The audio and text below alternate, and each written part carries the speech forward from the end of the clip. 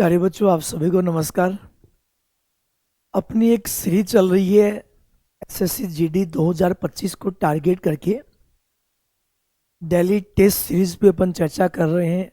प्रत्येक subject wise आपको solution साथ साथ प्रोवाइड किया जा रहा है ताकि आप अपने पेपर का बहुत अच्छे तरीके से एनालिसिस कर पाएँ कि आपने पेपर में एग्जाम में क्या क्वेश्चन हल किए, क्या आपका रिजल्ट रहा, कौन सा क्वेश्चन गलत हुआ। देखो, जब आप क्वेश्चन का सॉल्यूशन देख रहे हैं तो सबसे इंपॉर्टेंट चीज़ मेरे प्यारे बच्चों ये होती है, आप उसकी इस जड़ तक जाएं कि यार मेरा क्वेश्चन जो गलत हुआ है उसकी वजह क्या है, कि मेरा क्वेश्चन ये गलत क्यों हो गया। आपको उस गलती को पकड़ना है ना। जब सॉल्यूशन अपन समझेंगे पूरा विस्तृत एक एक चीज़ों को बड़े अच्छे ढंग से धीरे धीरे समझते हुए चलेंगे अगला। लेकिन आपको उस जड़ तक जाना है कि यार ये मेरी गलती हो रही है, गलती कैसे हुई, कहाँ हुई, उस गलती को आपको पकड़ना है। तो मेरे प्यारे बच्चों, श्रृंखला बात करते हैं डीटीएस नंबर 6256 के बारे में चर्चा करते हैं। मेरे प्यारे बच्चों, पहले क्वेश्चन के बारे में एक क्वेश्चन आपके सामने लिखा पड़ा है, फैक्टोरियल के बारे में डिस्कस किया जा रहा है और बोला जा रहा है कि इसका जो इकाई अंक है, आई थिंक सबको पता है। फैक्टोरियल, एक फैक्टोरियल का मान 1 होता है, 2 फैक्टोरियल का मतलब 1 गुणा 2 होता है। मैं बोलूँ 8 फैक्टोरियल का मान क्या होगा, संख्या 1 से लेके 8 तक गुणा होगी। 12 फैक्टोरियल का मान क्या होगा, संख्या 1 से लेके 12 तक गुणा होगी। सबसे पहले मेरे प्यारे बच्चों बात करें, एक फैक्टोरियल का मान होता है 1, 2 फैक्टोरियल का मान होता है 1 गुणा 2 2, फैक्टोरियल 3 का मान 1 गुणा 2 गुणा 3 6, 1 से लेके 3 तक गुणा करना है। फैक्टोरियल 4 का मतलब 1 से लेके 4 तक गुणा करना है, 24। फैक्टोरियल 5 का मतलब 1 से लेके 5 तक गुणा करना है, 24 गुणा 5 120। फैक्टोरियल 6 का मतलब 120 गुणा 6 720। इन सबका इकाई का अंक कितना आ रहा है, 0 आ रहा है। फैक्टोरियल 5 या फैक्टोरियल 5 के बाद मेरे प्यारे बच्चों सबका जो इकाई अंक है वो क्या आएगा, 0 आएगा। 0 को कितनी भी बार जोड़ो क्या 0 ही होता है क्या। आप इनका योग कर लीजिएगा क्योंकि आगे वालों का सबका इकाई अंक 0 है यार। 24 36 फिर 0 2 1 3, बोलो इकाई का अंक क्या हो गया, 3 आपका राइट आंसर हो गया। मेरे प्यारे बच्चों, नेक्स्ट क्वेश्चन बोल रखा है 6 दोस्तों की ऊंचाई 144 सेमी है। 6 दोस्त है, ऊंचाई 144 है, योग 144 गुणा 6 गुणा 4 24 25 26 864 से। बोल रहा है 150 सेमी ऊंचाई वाला एक लड़का समूह को छोड़ देता है, तो भैया 564 में से 150 घटा दीजिएगा। आई थिंक 714 बच गया। ये 714 बाकी 5 का योग बचा है, बाकी 5 का योग बचा है। आपको एवरेज ज्ञात करना है तो एवरेज आ जाएगा योग बटा संख्या। 714 का डबल हो गया 1428, 42.8 सेमी। जब भी किसी संख्या में 5 का भाग देना है, संख्या को डबल करो और एक अंक पे पॉइंट लगा दीजिएगा। या आप बाई ऑप्शन से करते, देखो उन 6 का एवरेज 144 था, जो गया है उसकी आयु 150 है। इसका मतलब उनका बाकी बचे हैं उनका औसत कम होगा, क्योंकि जानने वाला 144 से ज्यादा आयु का गया है, 144 से ज्यादा आयु का गया है। इसका मतलब उनका एवरेज 144 से थोड़ा कम आएगा। देखो 144 के जस्ट बगल में केवल एक ही संख्या है, ये तो वैसे ही खत्म हो गया और इनमें बहुत ज्यादा डिफरेंस हो गया है, तो डायरेक्टली बाई ऑप्शन से भी गणना बिना देखे हो जाती है। आगे क्वेश्चन दे रखा है, एक दुकानदार अंकित मूल्य पर 22.5% का डिस्काउंट देता है। मेरे प्यारे बच्चों, डिस्काउंट हमेशा एमआरपी अंकित मूल्य पर मिलता है। डिस्काउंट के बाद में दुकानदार वस्तु को बेच देता है और ग्राहक वस्तु को खरीद लेता है, ठीक है। मेरे प्यारे बच्चों, अपने पास जो एमआरपी है, अपन ने मान लिया एमआरपी 100 रुपया है, 22.5% का डिस्काउंट दिया है, इसका मतलब बेचा कितने में, 77.5 में। 22.5% का डिस्काउंट दिया तो 100 माइनस 22.5, और फाइनली जो बेचा है वो बेच कितने में दिया है, 2325 में बेच दिया है। 2325 में 77.5 का मान 2325 है, तो मेरे प्यारे बच्चों एक का मान हो गया 2325 बटा 77.5। आपको छूट का मान ज्ञात करना है कि छूट कितने की है। तो भैया छूट का मान अगर ज्ञात करना है तो डायरेक्ट किससे गुणा कर दो, 22.5 से गुणा कर दो।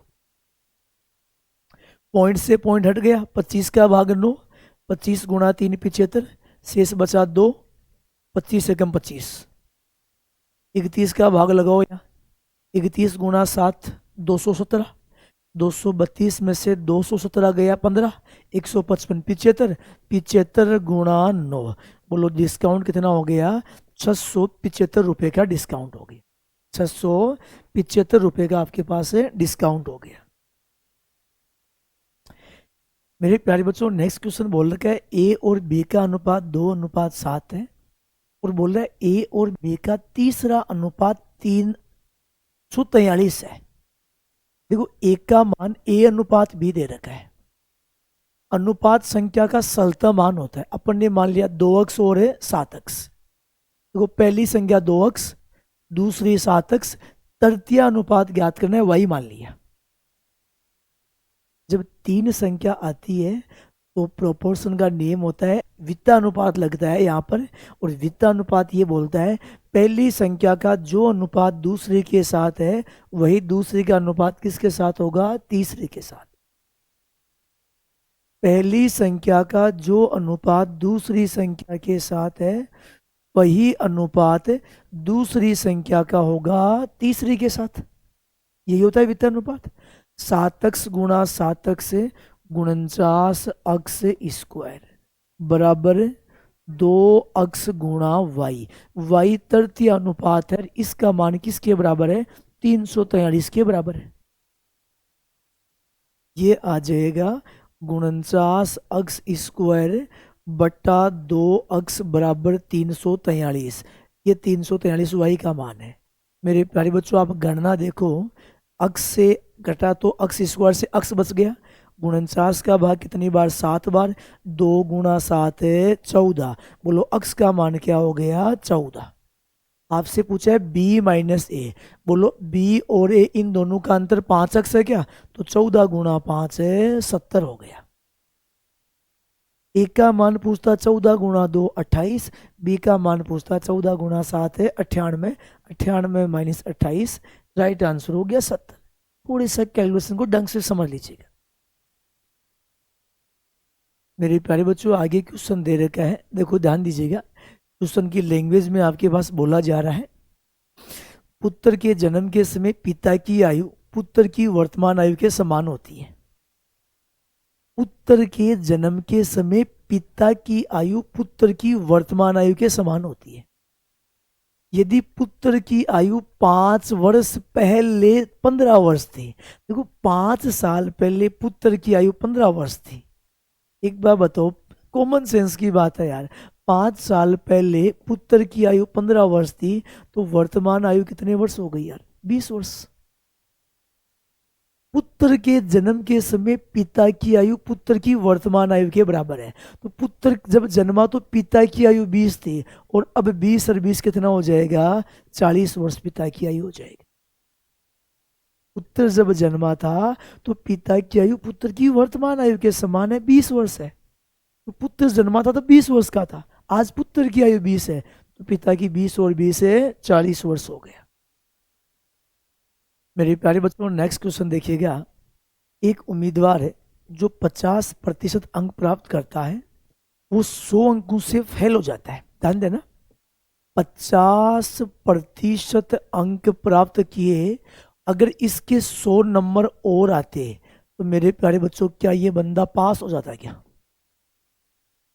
50% अंक प्राप्त हुए, अगर इस बंदे के 100 नंबर और आते तो बंदा क्या हो जाता, पास। बोला लेकिन एक अन्य उम्मीदवार है जिसने 78% प्राप्त किए हैं, 78% प्राप्त किए दूसरे को, बोल रहा है उत्तीर्ण अंक से 30% अधिक प्राप्त कर रहा है। ध्यान देना, 78 में से 30 नहीं घटा सकते हैं। उत्तीर्ण जो अंक है, उत्तीर्ण अंक है उनसे 30% ज्यादा है। देखो बड़ा अच्छा बदलाव है। ये 30 अंक ज्यादा होते ना तो अपन 78% में से 30 घटा देते, पास हो जाता, और दोनों को बराबर रख देते। अब एक चीज देखो, उत्तीर्ण अंकों से 30% ज्यादा प्राप्त किए, उनका मान कितना परसेंट है? 78% है। क्या उत्तीर्ण होने के लिए नंबर 50% में 100 नंबर जोड़ दे, उत्तीर्ण होने के लिए नंबर सही है? उनसे 30% ज्यादा, 30% ज्यादा का मतलब यदि मैं इनका 130% ज्ञात कर दूं तो बताओ वो किसके बराबर आएगा? 78% के बराबर आएगा या नहीं आएगा? ये जो 78% प्राप्त हुए हैं, पास होने वाले अंकों से 30% ज्यादा है। ये 30% ज्यादा है। 30% ज्यादा का मतलब 130/100 का मान 78% है। गणना कर लो यार। एक काम करो, 0 से 0, 10 से गुणा होगा, 13 का भाग गया, 6% हो गया। ये क्या बन गया? 50% प्लस 100 अंक बराबर 6 × 10, 60% हो गया क्या? ये 50 उधर गया, बोलो कितना बन गया? 10%। 10% में कितने अंक हैं? 100 अंक हैं। तो मेरे प्यारे बच्चों 1% में कितने अंक हो गए? 10 अंक हो गए। बोल रहा है अधिकतम अंक बताइए। क्या अधिकतम अंक तो 100% ही होते हैं क्या? तो मेरे प्यारे बच्चों 1% का मान 10 है, 10 × 100, अधिकतम अंक कितना हो गया है? 1000 अधिकतम अंक हो गया है, 1000। क्वेश्चन बोल रहा है मेरे प्यारे बच्चों 6 और 29 का लघुत्तम है। मेरे प्यारे बच्चों कॉमन सेंस की बात है, 6 और 29 इनका बात करें एलसीएम और एचसीएफ है। देखो 29 एक प्राइम नंबर है, तो लघुत्तम 29 × 6 174 हो जाएगा। कुछ भी कॉमन नहीं आया तो मैथम एक हो जाएगा। अरे भाई 29 एक प्राइम नंबर है, अब प्राइम नंबर के साथ कोई दूसरा नंबर है तो लघुत्तम उन दोनों का गुणा आएगा। और एचसीएफ कितना आएगा? एक है। बोला लघुत्तम अक्स है, तो मेरे प्यारे बच्चों अक्स का मान तो 74 के बराबर है और वाई का मान 1 के बराबर है। अक्स का मान हो गया 174 है, प्लस 4 × वाई का मान 1, 4 × 1 4, 174 और 4 कितना हो गया है? 178 हो गया है। 174 और 4 कितना हो गया है? 178 हो गया है। आगे क्वेश्चन बोल रहा है यदि किसी गोले का व्यास घटाकर आधा कर दिया जाए तो आयतन दो चीजें बन के आएगी। ठीक है, ये तो 1/8 हो जाएगा। देखो गोले का व्यास आधा किया है, सुनना एक बार बात। अगर व्यास को आधा किया है तो मेरे प्यारे बच्चों त्रिज्या भी क्या होगी? आधा होगी। लेकिन क्षेत्रफल क्या होगा?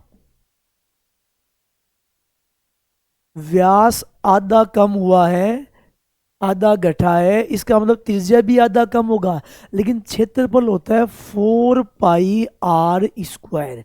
मेरे प्यारे बच्चों 4π कांस्टेंट है, r², तो 1/2 का स्क्वायर 1/4 से घट जाएगा क्षेत्रफल। और आयतन क्या होता है? 4/3 πr³ है, तो 1/2 का क्यूब कितना हो जाएगा? 1/8 से घट जाएगा। क्षेत्रफल 1/4 से घटेगा और आयतन 1/8 से घटेगा। त्रिज्या आधा है तो व्यास भी आधा होगा। ठीक है। बोला एक लड़का 30 किलोमीटर प्रति घंटे की चाल से घर से स्कूल जाता है और 70 किलोमीटर की चाल से वापस लौटता है। पूरी यात्रा के दौरान औसत चाल। मेरे प्यारे बच्चों एक निश्चित दूरी पर गया और वापस आया, दूरी समान है। और जब दूरी समान है तो बार बार आपको बताया गया है औसत चाल का मतलब होता है 2xy, 2 × दोनों चालों का गुणा बटा दोनों चालों का योग। 2 × दोनों चालों का गुणा बटा, सॉरी ये 0 से कटेगा ना, ये 0 से कटेगा है ना, ये कैंसिल हो गया। कितना हो गया? 42 किलोमीटर प्रति घंटे। क्वेश्चन बोल रहा है एक निश्चित संख्या में व्यक्ति एक कार्य को 54 दिन में पूरा कर सकते हैं। यदि 15 व्यक्ति कम होते तो कार्य पूरा होने में 18 दिन ज्यादा लगते। प्रारंभ में व्यक्तियों की संख्या। देखो मेरे प्यारे बच्चों आपको एक एमडीएच का एक पैटर्न होता है, एक बहुत जबरदस्त पार्ट मैंने आपको समझाया था। मैंने आपको एक तरीका ये बता रखा है, व्यक्ति, काम और समय। कोई पैटर्न में कंफ्यूज नहीं होता है। W2Q M1D1H1 से गुणा होता है, सब कुछ डिस्कस किया हुआ है। एक निश्चित संख्या में व्यक्ति, मान लिया अक्स एक काम है और 54 दिन में कर सकते हैं। यदि 15 व्यक्ति कम होते, कहने का मतलब व्यक्ति होते अक्स -15, तो वही कार्य 18 दिन ज्यादा लगते। पहले 54 दिन लग रहे थे, 54 में 18 और जोड़ दो, 54 और 18 कितने दिन लगेंगे? 72। आई थिंक मेरे ख्याल से अब आपको कुछ याद आ गया होगा। उल्टा वी और उल्टा वी क्यों, पूरा बेसिक समझा हुआ है, ऐसा क्यों किया जाता है। तो ये आएगा 54 गुणा अक्स, 54 अक्स बराबर है अक्स -15 गुणा 1 गुणा 72, क्योंकि 1 से तो गुणा करे या ना करे कोई फर्क नहीं पड़ने वाला है, गुणा 72। मेरे प्यारे बच्चों 18 का भाग गया 3 बार, 18 का भाग गया 4 बार, तो ये हो गया आपके पास 3 अक्स बराबर है 4 अक्स माइनस का 60। ये प्लस का 4 अक्स इधर आ गया, क्या हो गया? माइनस का 4 अक्स, माइनस अक्स बराबर -60, माइनस से माइनस कैंसिल, और अक्स का मान कितना हो गया? 60। व्यक्ति पूछे व्यक्ति की जगह, काम पूछे काम की जगह, और समय पूछे समय की जगह। ठीक है,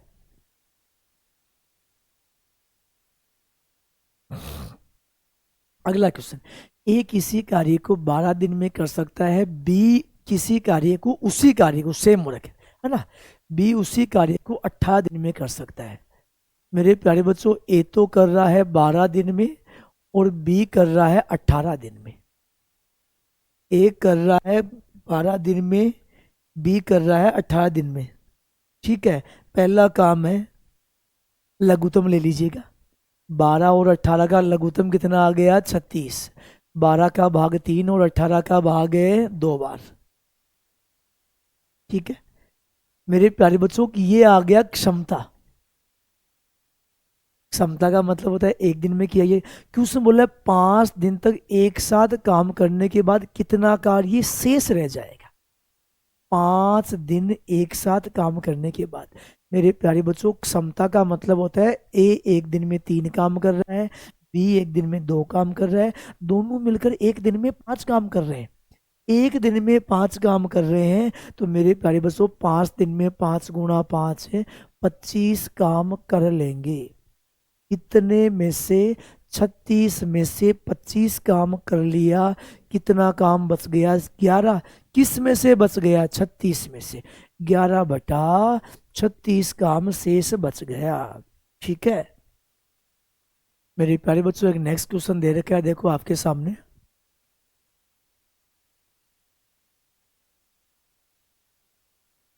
तीन किलोमीटर प्रति घंटे की गति से चलने वाला एक व्यक्ति 5 मिनट में एक वर्गाकार मैदान को विकीर्णतः पार कर लेता है। देखो मेरे प्यारे बच्चों, वर्गाकार मैदान को विकीर्णतः पार करने का मतलब ये है कि मान लो ये एक वर्गाकार मैदान है, उस बंदे ने इस प्रकार पार किया है, विकिरण की लंबाई आपके पास आएगी डायगोनल, यहां से यहां चला है 5 मिनट में चला है, तो ये दूरी बराबर चाल गुणा समय।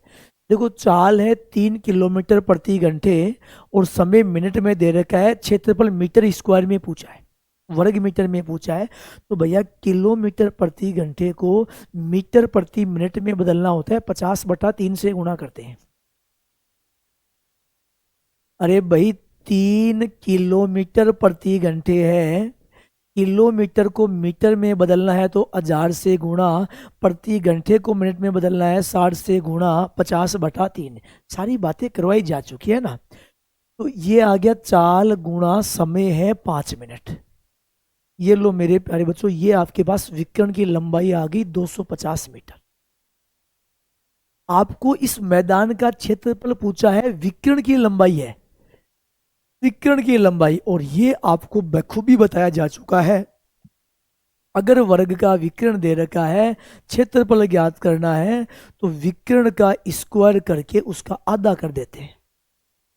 वर्ग का विकिरण दे रखा है, क्षेत्रफल ज्ञात करना है, विकिरण स्क्वायर बटा 2, 25 का स्क्वायर 625, 62,500 का आधा, 62,000 का आधा 31,250, 31,250 विकिरण स्क्वायर बटा 2।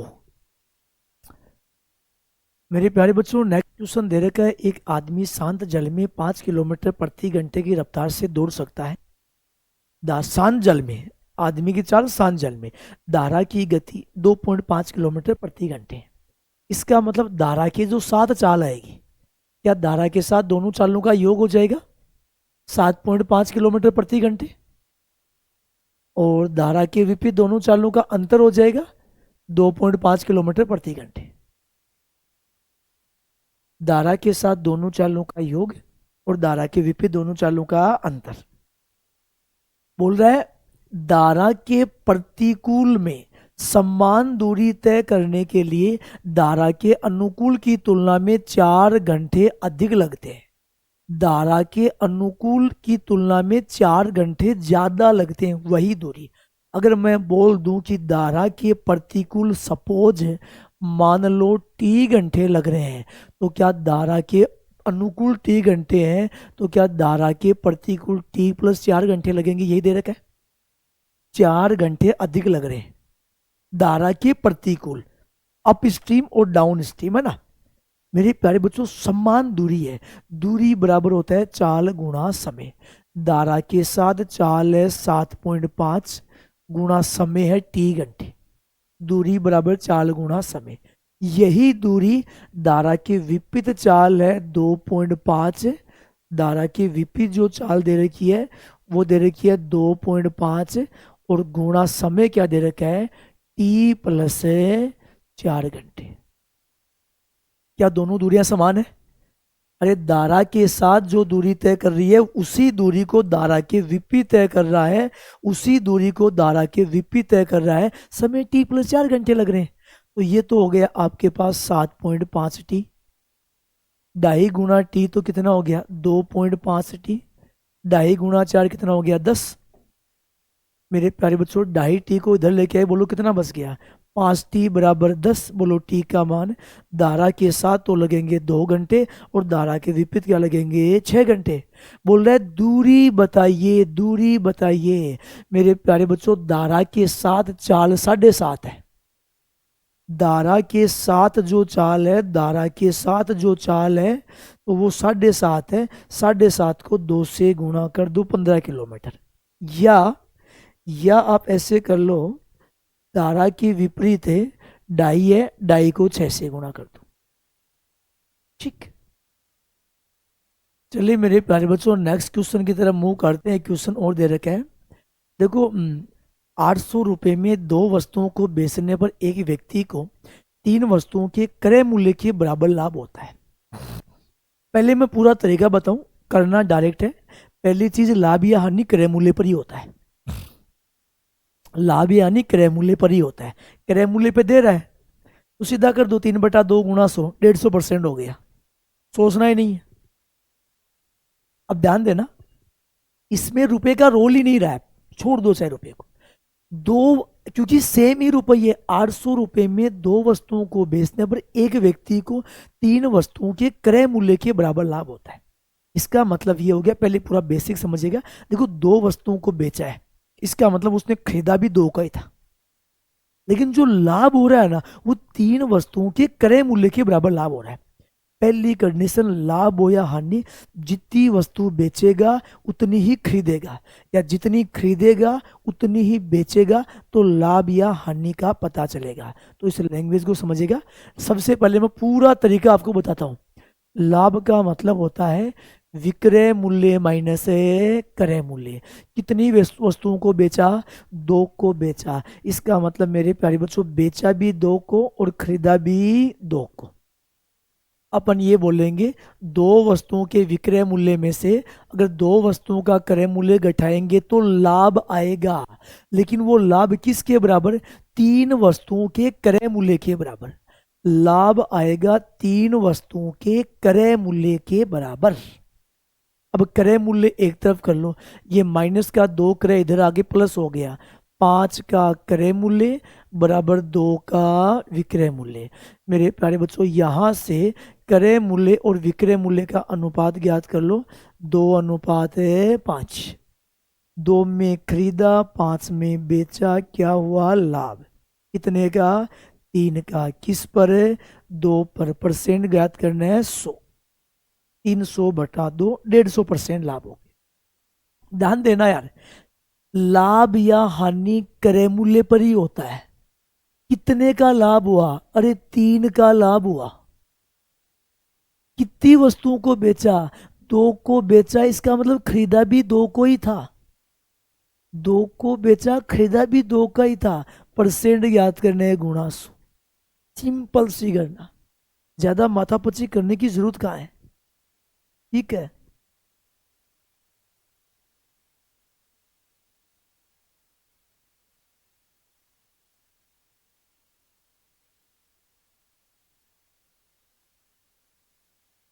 मेरे प्यारे बच्चों ध्यान दीजिएगा, एक क्वेश्चन दे रखा है।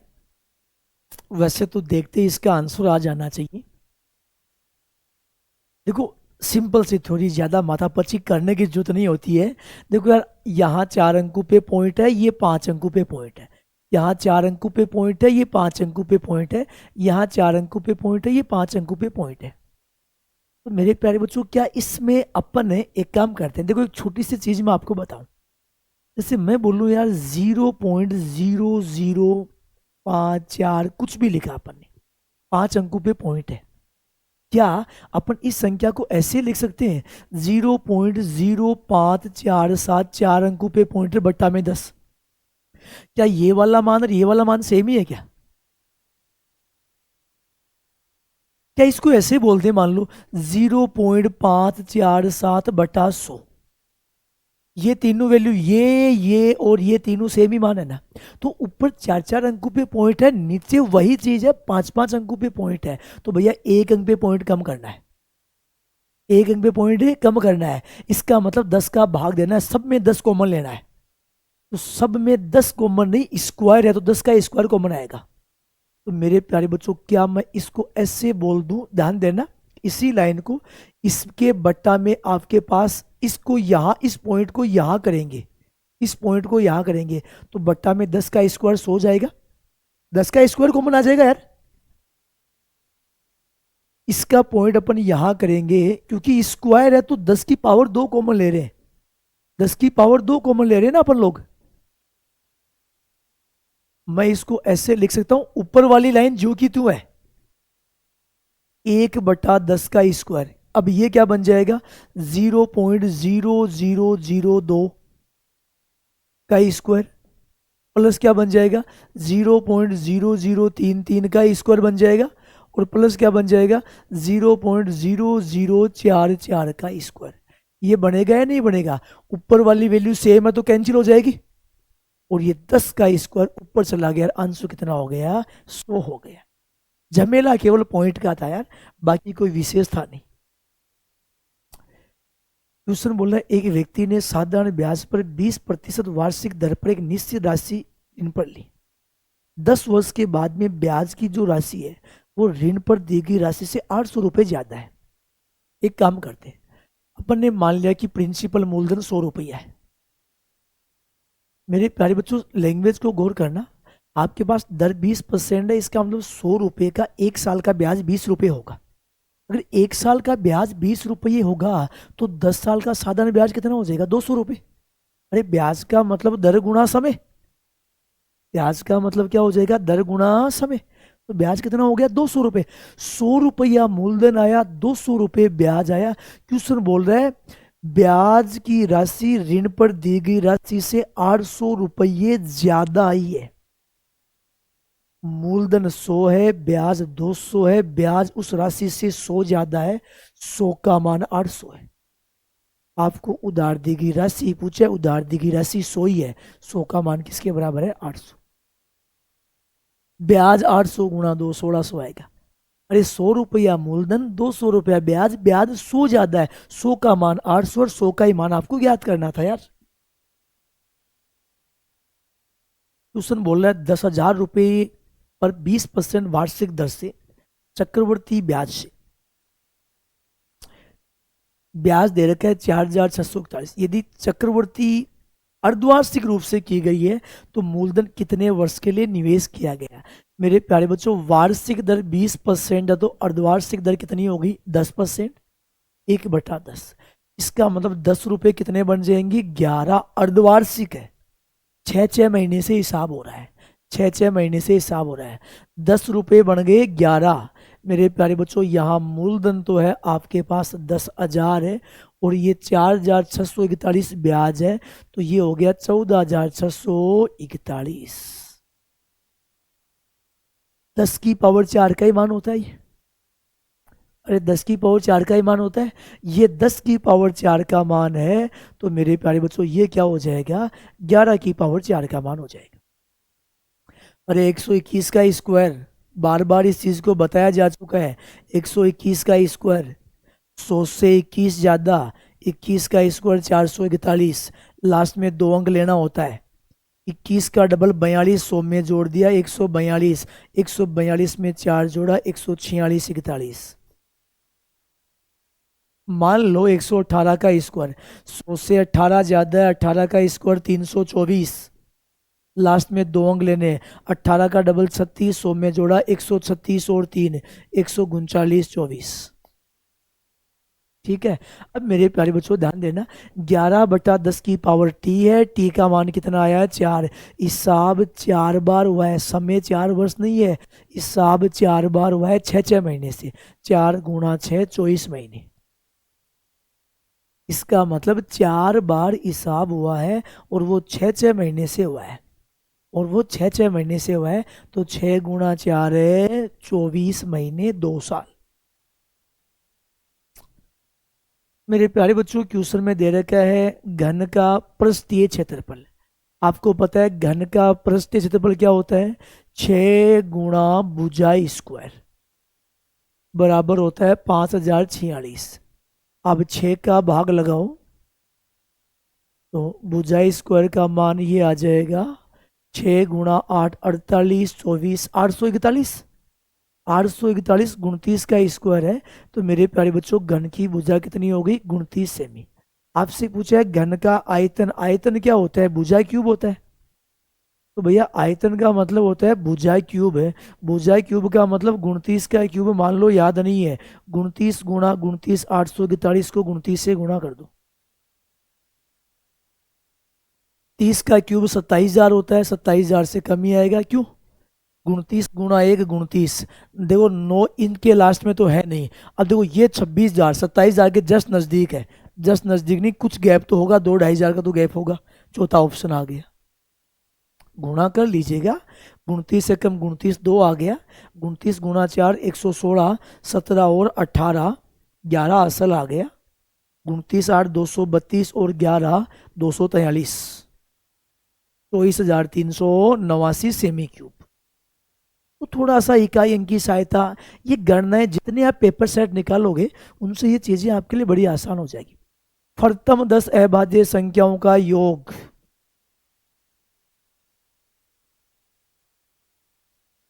ये बहुत बार आपको बताया जा चुका है, ये चीज आपको लिखवाई जा चुकी है, ध्यान देना।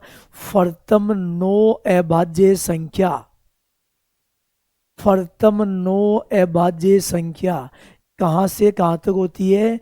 1 से 25 तक होती है, और उनका योग 100 होता है। प्रथम 9 अभाज्य संख्याओं का योग कितना होता है? 100। 2 3 बार ये क्वेश्चन रिपीट हुआ है। 1 से 25 तक होती है, और 25 के आगे वाली 29 होती है। प्रथम 9 अभाज्य संख्या, ये बहुत बार बताया जा चुका है। 2 3 5 7 11 13 17 19 और 23, ये 9 है, और आगे 10वीं कौन सी आएगी आपके पास से? 29। ठीक है, विशेष कर ध्यान रहे। क्वेश्चन बोल रखा है निम्नलिखित वर्त आलेख में एक परिवार के अलग अलग मदों जैसे भोजन, किराया, शिक्षा, दान, बचत के मासिक बजट को दर्शाया है। परिवार की कुल आय 9,000 रुपये है। बोल रहा है पर्सन है, जैसे किराया, मेरे प्यारे बच्चों किराया 30% है, किराया 30% है, बचत 20% है, और भोजन 20% है। थोड़ी बचत भी 20% है, हाँ, और भोजन भी 20% है, और शिक्षा शिक्षा भी 20% है। बोला इन पर कुल वे बताओ, तो भैया 30 20 50 40 90% वे है। किसका 90%? 9,000 का 90%। 9,000 का 90% 8100 रुपये। 9,000 का 90% 8,100 रुपये। ठीक है, डेली आप इनकी प्रैक्टिस कीजिएगा, मैक्सिमम जितनी गणनाएं हो सकती है गणनाओं को करो। इस चीज को समझो कि आपकी गलती हो रही है, वो गलती कहाँ पे हो रही है। आपको अपनी गलती को पकड़ना है, यार जो गलती हो रही है वो गलती कहाँ पे हो रही है और उसको कैसे अपने को इम्प्रूव करना चाहिए। ठीक है, बाकी चीज़ें करेंगे मेरी प्राइवेट नेक्स्ट स्टेज में। Thank you.